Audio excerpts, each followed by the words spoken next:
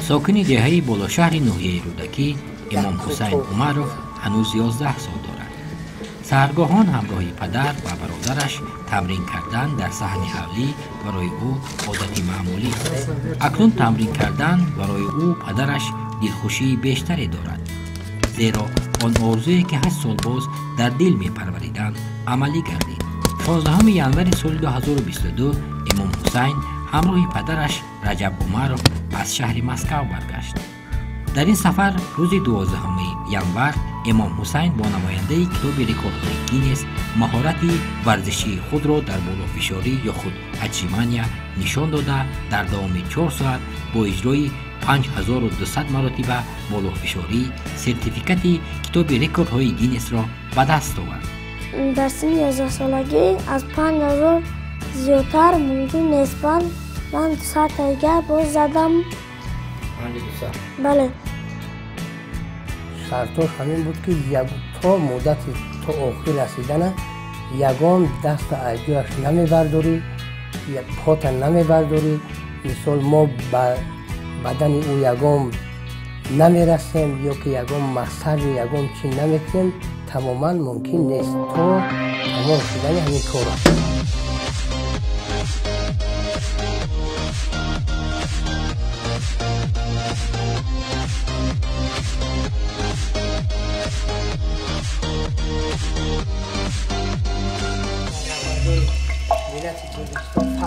رجب عمرov صاحب 9 فرزند است، 6 دختر و 3 پسر.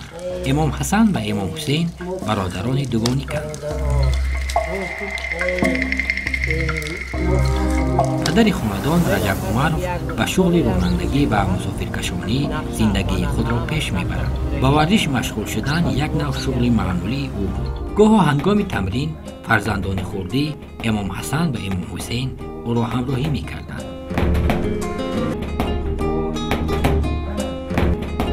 شرایط زندگی خیلی ما همه شفیار هستیم. کار میکنیم، یک روز کارو یک روز بکار. یک تنگین داریم، یک روز سمین قطع کردگی، یک روز کار میکنیم، یک روز با اودیخ میکنیم. همه خیلی امام حسن امام حسین یا آخران، امام حسین آخران فرزنده دوگانی. بله. وقتی که امام حسین 3 ساله بود من برای ورزش سر کار داشتم، تمرین میکردم هر پگاه بگاه برای سلامتی خود. این بچه 3 ساله بود امام حسین. هر باری که من تمرین میکردم این نزد من حاضر میشد. همین میلی همین کارهایی که منم میکنم او هم همین تلاش داشت که همین کارها را کنم.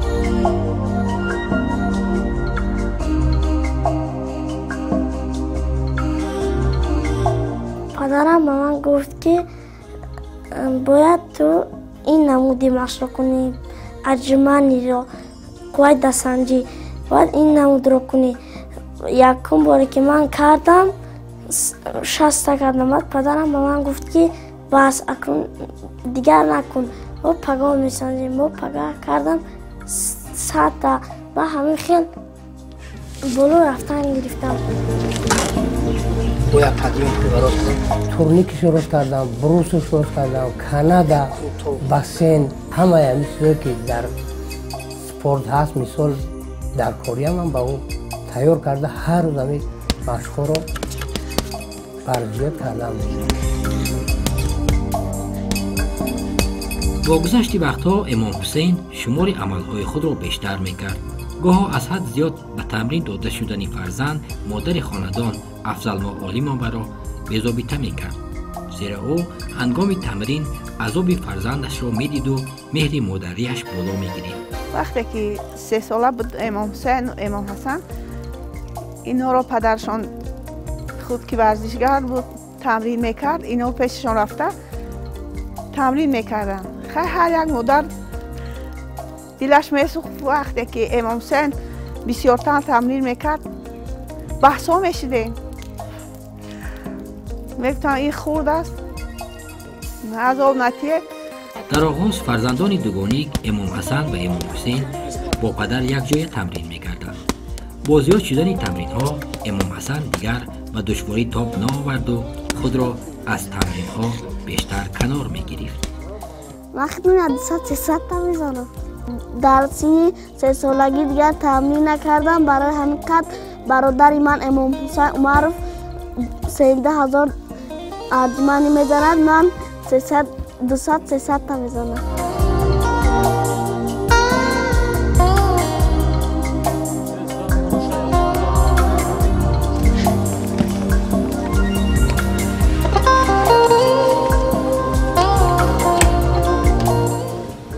اولو یک جویا مشق میکردم و آهسته او دیگه مشقایی که این پیش رفتن گرفت دستو میکردم. دیگه قوتش نرسید. قوتی که این با زیادتر داره و قوتش به این نمیرسید. گوشتی میگیرن هم و همسینفاش هر پگو همه تا وقت مکتب همه همسینفاش همه در این خونه ما جمع میشن با همراهی امام حسین امام حسن. بعد یک جویا شدم مکتب. وقتی که ما گوشتی میگیریم من مشق کردگیم میدانم اصول های گوشتی رو وای مشق کردگی نیست. وای فقط در همین خونه مشق کردگی. من در زاله ها مشق کردگیم چند ماهی. وای هم با قوت دستش رو وای هم با قوت هست. اما وقتی که من اصول میدونم من او رو مغلوب میکنم. برادرم قدیما گوشتی میگیرد. او بسیار من رو میزند من کم برای که او زیاد مشق میکند.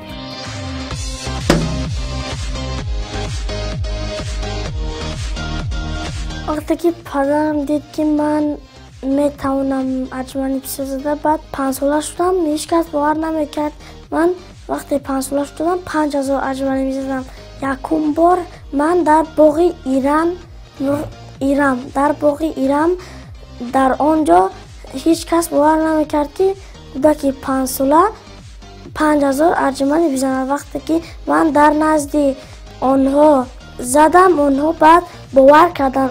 به کتاب رکوردهای گینس داخل شدن پسرش را رجب عمرov در سن 7 سالگی فرزندش آرزو میکرد. آن وقت او تا 11,000 مرتبه در فرش بی تنفس در دوام 6 ساعت و 20 دقیقه بالا فشاری می نمود.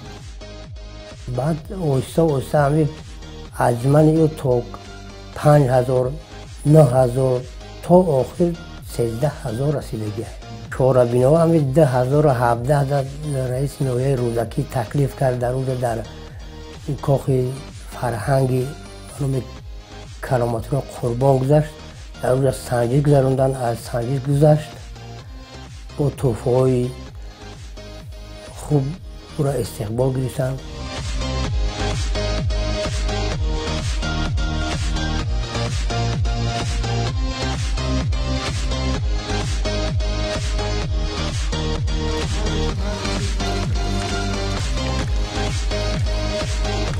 مصرعلی مرادوف توای امام حسین می باشد. می گوید که بار اول هنگامی که وصف مهارت جیانش را از پدر او شنید چندان به گفته وی اعتماد نکرد. بعدها برابر شاهد هنری او شدن در بسیار چوربینی‌های ورزشی جمهوری و بیرون از مرز کشور امام حسین را همراه خود می برد. و طول 8 سال بود که ما با همراهی پدرش بارها وی را به دولت‌های دیگر از جمله به ازبکستان بردیم. درست دیگه ما در اکادمی جودوی سمرقند بودیم. در آنجا زیاده از 400 ورزشگر در زالشان مشق میکردن. من اول پسر خودم را که وی به جودو مشق به جودو تمرین میکرد به چمپیون ازبکستان برآوردم و بعد از غلبه وی من به سرترینش دعوت کردم که اکنون شما میتوانید که همین همه ورزشکاراتون را جمع کنید و ما یک ورزشکار داریم که این قابلیت 12,000 بالافشاری یعنی انجمنی را دارد. میتوانید وی را سنجید و بعد از آن سرترینر وی به این باور نکرد. وی در آنجا مشق اکروباتیکش را کرد و 200 تا انجمنی کرد و تمام ورزشکارانش را دعوت کرد و با ما خوش آمدید و تبریک کردند. ماه نوامبر سال 2017 امام حسین در جمهوری ازبکستان قرار داشت. در این سفر واخوری امام حسین نورس با قهرمان جهان آید به محاربه‌های آمیخته حبیب نورمگامدوف در فضای واقعی دوستانه صورت گرفت. عقاب داغستانی شخصا میخواست که قوه بازوان امام حسین را ببیند. برای انجام دادن 100 بالافشاری به امام حسین عمرov چند دقیقه لازم آمد و چون شماری بالافشاری نورس به 100 رسید، حبیب به همسفران او امام حسین را از ادامه دادن این عمل باز داشتند.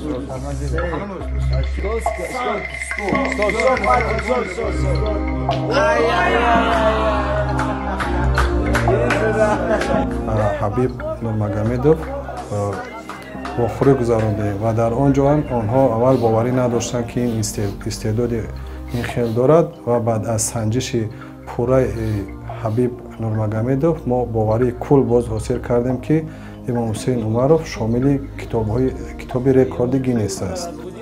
وقتی من در نزد او بودم وای فکر میکرد که من 1200 ترجمه میزنم. بعد آنجا یک ترجمه داشت و زبان تاجیکی رو میدونست. وقتی که من گفتم که من 12000 اجمالی میزنم، وای گفت که در حیرت افتاد و گفت که خطا میکنه.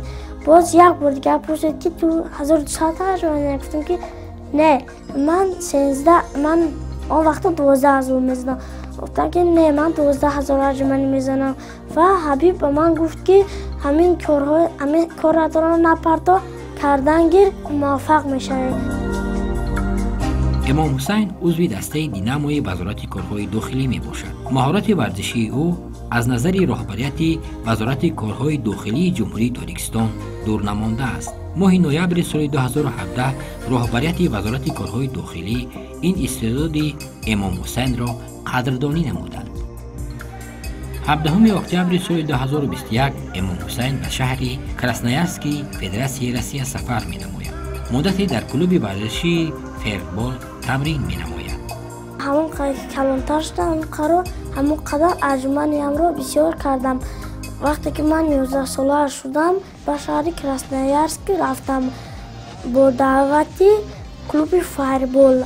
من در آنجا 2 ماه و 10 روز در آنجا بودم. در آنجا مشق کردم زودو. بار اول این را که ورزشکاران روس نام قدر شناس بودند و در یکی از باز ترمین دیگری که امام حسین عمرov بسیار شوق دارد، این گشتینی زیودو و گشتینی ملی می باشد. در آنجا ما وی را به یک سخوت برده و در آنجا وی همه چمپیون های کراسنایارسکی کرای را زد و چهارمین آدمش آمده به ترینرش گفت که من نمیدانم این خیلی قوی دارد که ما به این دیگر نمیتوانیم گرفتن. و وقتی که ما امام حسین عمرov را معرفی کردیم، بار دوم ما وقتی که به آن زل رفتیم، هیچ کس به وی جرأت گشتن گرفتن نمیکرد.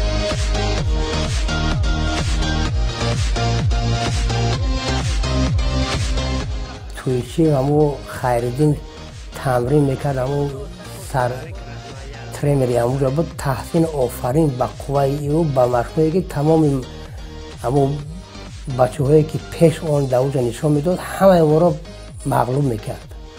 با روزه سه شنبه هم در زر سپرتک میگفتن با همه ایزلای 5-6 تا زر جمع میشدن به اونجا میرفتن، همو میگذروندن همو چی خود را همه را در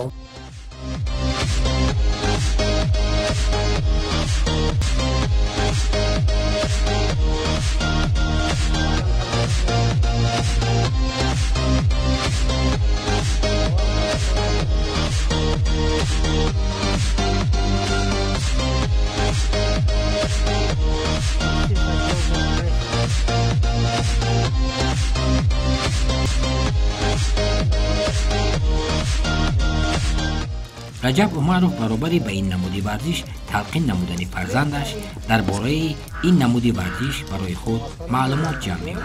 اولین رکورد جهانی عاید به بالافشاری در پشت بدون توقف در کتاب رکوردهای گینس 5 اکتبر سال 1965 ثبت شده است. مؤلف آن آمریکایی به نام چارلز لینستر بود که توانست که 6006 مرتبه بالافشاری کند. سال 1980 مینورو ایسودیده 41 ساله ژاپنی با 10500 بالافشاری یا خود اجیمانیا رکورد جهانی را میگذارد. مسکو در اونجا ما درخواست فرستیم درخواست فرستادم. بعد درخواست ما را قبول کردن. با همه این سیانک‌های روی کردیم به مسکو، دیدن، سنجش گذراندن، درخواست ما را قبول کردن. و 12 ینور تصدیق کردن که 12 ینور در همین مسکو زل مترو لوبلینو ما شما را انتظاریم.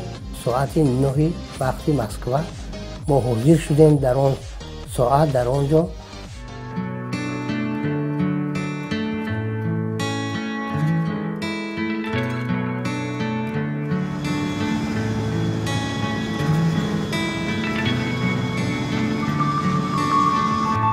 دوازدهم ژانویه سال 2022 شهر مسکو امام حسین عمروف در حضور نمایندگان کتاب رکوردهای گینس. امام حسین در میان نورسان با اجرا کردن 5200 بالافشاری بدون تنفس در مدت 4 ساعت نامش را در کتاب رکوردهای گینس ثبت نمود. پس از 4 سال تلاش نهایت آرزوی امام حسین عملی گردید. وقتی که من ارجمند روزه دبور کردم خود را خیلی خوب احساس میکردم و با خودم گفتم که همین 8 سالی که پدرم برای من مهنت کرده، زحمت کرد و گفت که تو باید به کتاب رکورد گینس برای گفتم که اکنون من به کتاب رکورد برآمدم. آرزوی پدرم هم برآورده شد.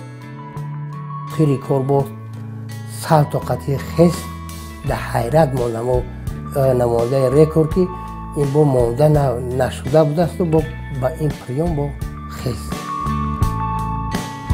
Да, меня удивило, что маленький мальчик 11 лет смог отжаться больше 5000 раз. Дело в том, что мало кто среди взрослых людей может 20 раз отжаться. 5000 это, конечно... Просто я уже видел подобные рекорды, я много раз фиксировал отжимающихся детей, поэтому я привык. А те, кто не видели таких достижений, это, конечно, удивительно. Я думаю, что после вот этого сегодняшнего мероприятия многие захотят побить этот рекорд, но пусть попробуют.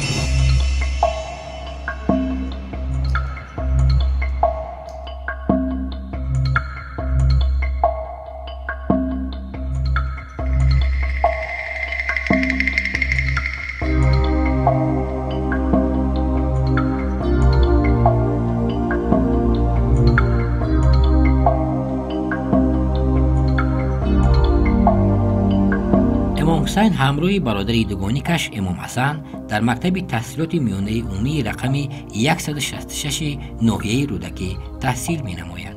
همراه در یک پرتم می نشینند و درس می خوانند. یکی در فنهای دقیق میلی بیشتر دارد و دیگری در فنهای گومانیتری. برادرم امام حسین زبانی روسی انگلیسی نقض میبیند، من متماتیک زبان رو. در همین نزدیک من اکم هم برادر من چین نزدیک من و چند رفیقای دیگه دارم در یک کشور. در همه کارها خوب است، در ورزش هم در درسخوانی هم همه کارهایش خوب است.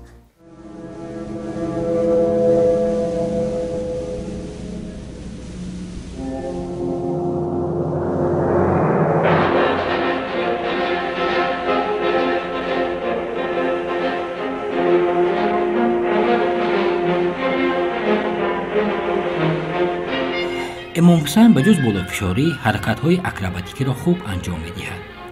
گاهی همراه برادرش گشتین نیز می‌گیرد. گشتین جودو را خیلی دوست می‌دارد.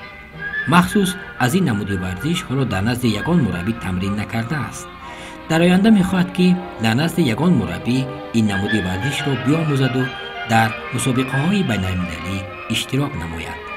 من با پدرم خیلی تشکر زیاد میگویم که مرا از سن 3 سالگی تا به این وقت مرا همه وقت میگفت که تو مشق کن، از دم دیگران ندو، تو مشق خودت را بکن.